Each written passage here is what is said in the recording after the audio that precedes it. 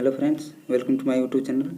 आज देखते हैं साइंस के कुछ इंपॉर्टेंट प्रश्न जो एग्ज़ाम में पूछे जाते हैं। तो सभी क्वेश्चन इंपॉर्टेंट है, तो प्लीज़ वीडियो को लास्ट तक ज़रूर देखें। और आप इसमें कितना सही कर पाते हैं प्लीज़ कमेंट सेक्शन में ज़रूर बताएं। और आप अपनी तैयारी को इसमें देख सकते हैं कि आप किस तरह का तैयारी किए हैं जीके में। तो चलिए देखते हैं। तो देखते हैं पहला क्वेश्चन है, किन तरंगों की सहायता से चमगादड़ रात में सुरक्षित उड़ती है? किन तरंगों की सहायता से चमगादड़ रात में उड़ती है, सुरक्षित उड़ती है? तो इसका सही आंसर होगा प्रसर्व तरंगे की सहायता से। प्रसर्व तरंगे अल्ट्रासोनिक तरंगे जो होती है उसकी सहायता से रात में सुरक्षित चमगादड़ रात में सुरक्षित उड़ती है। चलिए देखते हैं नेक्स्ट क्वेश्चन। HIV विषाणु से कौन सा रोग होता है? HIV जो है विषाणु से कौन सा रोग होता है? तो इसका सही आंसर होगा एड्स। HIV विषाणु से एड्स रोग होता है। चलिए देखते हैं नेक्स्ट क्वेश्चन। रक्त का थक्का जमाने में कौन सा विटामिन सहायक होता है? रक्त का जो थक्का जमता है वो कौन सा विटामिन की सहायता से जमता है? तो इसका सही आंसर होगा विटामिन के। विटामिन के की सहायता से रक्त का थक्का जमता है। चलिए देखते हैं नेक्स्ट क्वेश्चन। एम्पियर सेकेंड मात्रक है। एम्पियर सेकेंड मात्रक है तो किसका मात्रक है? तो इसका सही आंसर होगा आवेश की मात्रा। आवेश की मात्रा इसका सही आंसर है। चलिए देखते हैं नेक्स्ट क्वेश्चन। लाफिंग गैस है तो लाफिंग गैस कौन सा गैस है? चलिए देखते हैं इसका सही आंसर नाइट्रस ऑक्साइड है। लाफिंग गैस एक नाइट्रस ऑक्साइड है। चलिए देखते हैं नेक्स्ट क्वेश्चन। बाहरी चुंबकीय प्रभावों से वैज्ञानिक अंतरों की रक्षा की जाती है। बाहरी चुंबकीय प्रभावों से वैज्ञानिक अंतरों की रक्षा की जाती है। तो इसका सही आंसर होगा लोहा के कवर में रखकर इसका सही आंसर है। चलिए देखते हैं नेक्स्ट क्वेश्चन। परमाणु बिजली घरों में किस प्रकार की न्यूक्लियर अभिक्रिया होती है? परमाणु बिजली घर जो है उसमें किस प्रकार की न्यूक्लियर अभिक्रिया होती है? तो इसका सही आंसर होगा न्यूक्लियर संलयन। न्यूक्लियर फंक्शन इसका सही आंसर है। चलिए देखते हैं नेक्स्ट क्वेश्चन। किरणों पर किस प्रकार का आवेश होता है? किरण जो है किरणों पर किस प्रकार का आवेश होता है? तो इसका सही आंसर होगा तो उसमें किसी प्रकार का नहीं होता है। किरणों पर किसी प्रकार का आवेश नहीं होता है। चलिए देखते हैं नेक्स्ट क्वेश्चन। रेडियो कार्बन तिथि निर्धारण विधि का उपयोग होता है। रेडियो कार्बन तिथि निर्धारण विधि का उपयोग होता है। तो इसका सही आंसर होगा जीवाश्मों की आयु का पता लगाने में उसका उपयोग होता है। चलिए देखते हैं नेक्स्ट क्वेश्चन। शरीर का सारा रक्त किसके माध्यम से शुद्ध होता है? शरीर का जो सारा रक्त है किसके माध्यम से शुद्ध होता है? तो इसका सही आंसर होगा विक्र यानी किडनी के माध्यम से उसका शरीर का रक्त शुद्ध होता है। चलिए देखते हैं नेक्स्ट क्वेश्चन। हाइड्रोफाइट किन्हें कहते हैं? हाइड्रोफाइट किन्हें कहते हैं? तो इसका सही आंसर होगा जलीय पौधों को। चलिए देखते हैं नेक्स्ट क्वेश्चन। दो समांतर दर्पणों के बीच रखी वस्तु के कितने प्रतिबिंब बनते हैं? दो समांतर दर्पणों के बीच रखी वस्तु के कितने प्रतिबिंब बनते हैं? तो इसका सही आंसर होगा अनंत यानी इन्फिनाइट। चलिए देखते हैं नेक्स्ट क्वेश्चन। दो समांतर दर्पणों के बीच रखी वस्तु का सबसे अधिक चमकीला प्रतिबिंब कौन सा होता है? दो समांतर दर्पणों के बीच रखी वस्तु का सबसे अधिक चमकीला प्रतिबिंब कौन सा होता है? तो इसका सही आंसर होगा दूसरा प्रतिबिंब जो बनता है उसका वो ज़्यादा चमकीला होता है। चलिए देखते हैं नेक्स्ट क्वेश्चन। तेल का जल के तल पर फैल जाने का क्या कारण है? तेल का जल के तल पर फैल जाने का क्या कारण है? तो इसका सही आंसर होगा तेल का पृष्ठ तनाव जल की अपेक्षा कम होने के कारण। तेल का जो पृष्ठ तनाव होता है वो जल की अपेक्षा कम होने के कारण वह फैल जाता है। चलिए देखते हैं नेक्स्ट क्वेश्चन। पेंसिल का लेड होता है। पेंसिल का लेड जो है वो होता है किसका होता है? तो चलिए इसका सही आंसर देखते हैं ग्रेफाइट इसका सही आंसर है। चलिए देखते हैं नेक्स्ट क्वेश्चन। सड़क पर चलने की अपेक्षा बर्फ़ पर चलना कठिन क्यों होता है? सड़क पर चलने की अपेक्षा बर्फ़ पर चलना क्यों कठिन होता है? तो इसका सही आंसर होगा क्योंकि बर्फ़ में सड़क की अपेक्षा घर्षण कम होता है। बर्फ़ में सड़क की अपेक्षा घर्षण कम होता है, इस कारण से बर्फ़ पर चलना मुश्किल होता है। चलिए देखते हैं नेक्स्ट क्वेश्चन।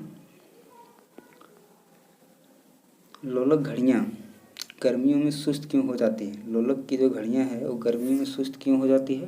तो इसका सही आंसर होगा लोलक की लंबाई बढ़ जाने से उनका आवर्तकाल बढ़ जाता है, जिससे घड़ी सुस्त हो जाती है। लोलक की लंबाई बढ़ जाने से उनका आवर्तकाल जो है वो बढ़ जाता है, जिससे घड़ी सुस्त हो जाती है। इसका सही आंसर है। चलिए देखते हैं नेक्स्ट क्वेश्चन। ऊंचे स्थानों पर पानी 100 डिग्री सेल्सियस से कम ताप पर क्यों उबलता है? ऊंचे स्थानों पर पानी 100 डिग्री सेल्सियस से कम ताप पर क्यों उबलता है? तो इसका सही आंसर होगा क्योंकि वहाँ वायुमंडलीय दाब कम होता है। क्योंकि वहाँ वायुमंडलीय दाब जो है वो कम होता है, जिसके कारण वहाँ जल्दी कम ही तापमान में उबल जाता है।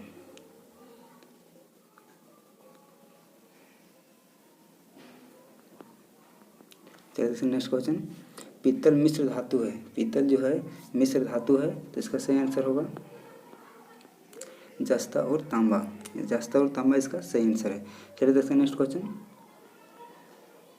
गैसों के दाब ज्ञात करने वाला यंत्र क्या कहलाता है? गैसों का दाब जो है ज्ञात करने वाला यंत्र क्या कहलाता है? तो इसका सही आंसर होगा मैनोमीटर। मैनोमीटर इसका सही आंसर है। चलिए देखते हैं next question. Bhabha atomic research centre Trombay में स्थित 5वें न्यूक्लियर रिएक्टर का क्या नाम है? Bhabha atomic research centre Trombay में स्थित 5वें न्यूक्लियर रिएक्टर का क्या नाम है? तो इसका सही आंसर होगा ध्रुव। ध्रुव इसका सही आंसर है। चलिए देखते हैं नेक्स्ट क्वेश्चन। हेलीपुच्छल तारा जो है प्रति कितने वर्ष बाद दिखाई पड़ता है? हेलीपुच्छल तारा कितने प्रति वर्ष के बाद दिखाई पड़ता है? तो इसका सही आंसर होगा 76 वर्ष। 76 वर्ष के बाद वह दिखाई पड़ता है। चलिए देखते हैं नेक्स्ट क्वेश्चन। अग्नासी रस में पाए जाने वाला एंजाइम ट्रिप्सिन प्रोटीन या पेप्टोन को किस में बदला जाता है? अग्नासी रस में पाया जाने वाला एंजाइम ट्रिप्सिन प्रोटीन या पेप्टोन को किस में बदलता है? इसका सही आंसर होगा छोटे पेप्टाइड्स में। छोटे पेप्टाइड्स में वह बदलता है। चलिए देखते हैं नेक्स्ट क्वेश्चन। मनुष्य में दाद रोग के रोग कारक कवक का नाम क्या है? मनुष्य में दाद रोग के रोग कारक कवक का नाम क्या है? इसका सही आंसर होगा माइक्रोस्पोरम। माइक्रोस्पोरम इसका सही आंसर है। चलिए नेक्स्ट क्वेश्चन।